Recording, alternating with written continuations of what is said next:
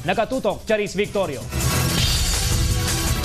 Arestado sa isinagawang operasyon ng Regional Intelligence Division ng Police Regional Office o PRO-1 si Leonardo Sol, residente ng San Manuel, Pangasinan. Eksklusibong nakuhanan ng video ang pagdating ng sospek sa Pangasinan Police Provincial Office para maimbestigahan.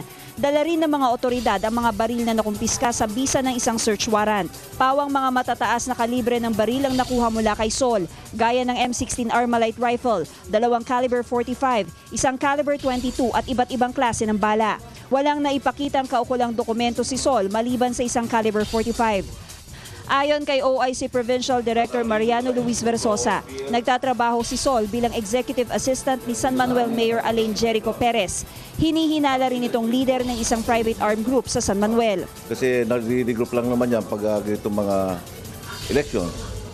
So nagre-regroup yan. That's why dadalawa nga lang yan, but we have already monitored some newly identified pugs. Pero kailangan i-recommend namin niya sa headquarters to be officially listed as pugs. Pero whether officially or not officially, kailangan i-dismantle namin yan. Tumanggi namang magbigay ng pahayag si Sol kaugnay sa kinasasangkutang kaso, pero sinabi nito na may mga lisensya ang mga nakumpiskang baril. Tiniyak naman ni Versosa na may 6 pang private armed group silang minamanmanan at patuloy ang mga operasyon para mabuwag ang mga ito. Ako si Charis Victorio, naghahatid ng Balitang Amyanan.